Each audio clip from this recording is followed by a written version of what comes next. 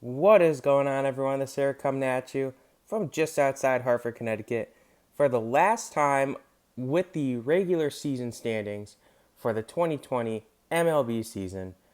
The 2020 regular season is over for baseball. 14 teams are officially done, set home packing, and will have to plan for their upcoming off seasons. So what this video is going to be is this one's going to mostly discuss, we're going to point out and look at every team's final record, but we're going to mostly discuss the teams that missed the playoffs because we will be doing essentially a part two, which will be a playoff picture, and we'll predict them and we'll kind of recap the season for the winning teams there. So without further ado, we'll jump in and we'll start with the AL East today. And first place was the Tampa Bay Rays, who had the second best record in all of baseball, ran away with the American League, 40-20. New York Yankees finishing behind them, 33-27. Toronto Blue Jays only a game behind the Yankees at 32-28. All three of those teams clinched playoff spots. So we shall see what happens with them. Then we get to the Baltimore Orioles, who finished 25-35, and the Boston Red Sox, who go 24-36.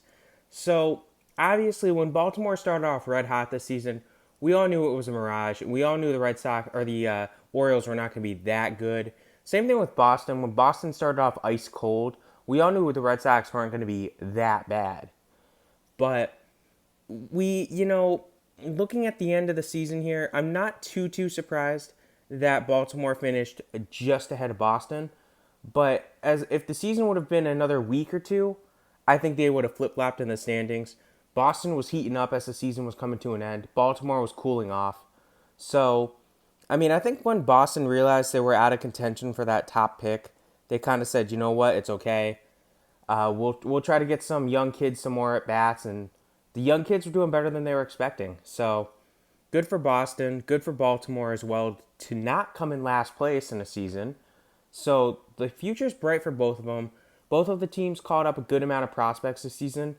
Baltimore, Baltimore did this without their best player, arguably best player, in Trey Mancini. Of course, he missed the whole season after dealing with personal issues, with an illness, with cancer, trying to say it politely. But we'll see what happens. Baltimore has a good foundation for the future. Boston has a good foundation for the future. The AL East is looking like it's going to be competitive for years to come, which is always expected. The AL East is the AL East. It's always competitive. Now we get to the NL East, and of course, Atlanta won this division pretty easily, going 35-25. Miami finishing behind them at 31-29. A little bit of a shocker to see the Marlins finish above 500. But if you did your research, if you knew about it, you wouldn't have been too surprised. So, and then we get to the bottom three teams in the NL East, and these three teams all missed the playoffs. Of course, the Phillies go 28-32, the Mets go 26-34, and the Nationals go 26-34. Now, the Nationals are kind of a tale of two halves. The Nationals just really struggled out of the gate, and it had to do with Juan Soto, being on the COVID list. He couldn't play the first couple weeks. Of course, losing your star third baseman Anthony Rendon in free agency hurt the Nationals. Of course, Strasburg dealing with injuries and then eventually getting shut down hurt the Nationals. But then they eventually kind of figured out what they were doing, and Trey Turner and a returning healthy Juan Soto heated up, despite the fact that Howie Kendrick had a complete bust of a year.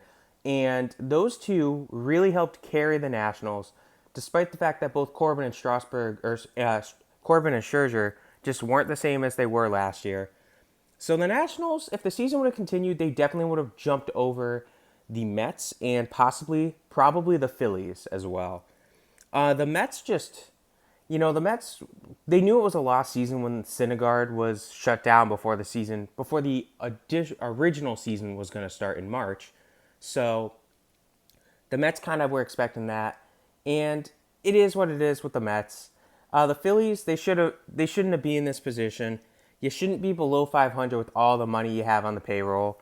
But don't worry, the 2020 Phillies, you're going to get a nice video coming up, so I don't want to go into too much detail on them. Now we'll go to the AL Central, and this division was pretty much a dogfight after the first couple weeks of the season, because Minnesota ran away with the division early on, and then they finished 36-24, only a game ahead of Cleveland and Chicago, who both finished 35-25. All three of those teams have made the playoffs. Then you get to Kansas City, who goes 26-34, and Detroit, who goes 23-35. Now, you might be wondering why Detroit played 58 games while every other team played 60. Simply, the Tigers and the Cardinals had a doubleheader that would have been played today, Monday. What was today's date? The 28th, if necessary. Because remember, the Cardinals had the whole COVID scare. So, due to the COVID scare, the Major League Baseball, they couldn't fit every single game that the Cardinals had into such a short contract, short schedule. You need to give them days off for travel. So they did kind of say, okay, listen, if it's needed, we'll play this game on, the 28th. And it's not necessary. So the Tigers and the Cardinals both played 2 less games than everyone else. Detroit, though, started off hot. We knew they weren't that good. Still, young prospects got a lot of time in the majors this year. Future's bright for Detroit. Kansas City really heated up towards the end of the season. Kansas City is a team that sometimes does that. They're pretty streaky. And the base stealing threats really started to look good. Whit Merrifield and Adalberto Mondesi both. Merrifield was hitting as a hitter early on. Mondesi was not. And as the season progressed, Merrifield and Mondesi both started to steal bases. Part of it has to do with Mondesi just finally getting himself together. He brought his average from below the Mendoza line to above 250 in the last couple weeks of the season, which would be far more impressive if this was a regular 162-game season, but still, very impressive for Mondesi. He turned it on. You really needed that if you're Kansas City. The future's looking good, but not great if you're Kansas City. Now, of course, Kansas City needs pitching, but now we go to the NL Central, and Chicago had basically held this division from the start, and they won the division going 34-26. St. Louis comes in second, going 30-28. Cincinnati goes 31-29, also making the playoffs. And then one of the two biggest disappointments of the 2020 season, we see the Milwaukee Brewers go 29-31, good enough for a playoff spot. One more team made the playoffs with a below 500 record. This is the first time in Major League history that we had one team, or in this case, 2 teams, make the playoffs with a record below 500. Just let that sink in. Baseball's been being played since the 1800s, and this is the first time that we've had a team below 500 make the playoffs. It's just mind-boggling. And the only team that we're going to really discuss in this video in the NL Central is Pittsburgh Pirates, who go 19-41. It was a lost season right off the bat for Pittsburgh. They knew it was a lost season. They had given away players like Starling Marte before the season even began. And then the team just completely fell off. Josh Bell just didn't look good to start. He did kind of have a couple hot stretches here and there, but still not enough to carry a team like Pittsburgh where there's literally nothing. And of course, Chris Archer trade really killed him. Don't worry, you'll get a trade breakdown for that one very soon. But it just goes to show you, Pittsburgh probably shouldn't be this bad, but here they are. Worst record, they get the number 1 pick, and they kind of need it. Now we go to the AL West, and Oakland just ran away with this division again, going 36-24. Houston, as I mentioned with Milwaukee, is one of the 2 teams to make the playoffs with a below 500 record. No comment on that. Seattle goes 27-33. Los Angeles finishes a game behind them at 26-34. And then Texas finishes dead last in the AL West, going 22-38. So Texas was kind of turning it on towards the end of the season, but not enough. Los Angeles really had a week or 2 where they were red hot, but then they cooled off as well. And Seattle looked good at times, but we all kind of knew where Seattle was going to be. We knew they were going to be below 500. We knew they were going to be good, but not good enough to be a 500 ball club.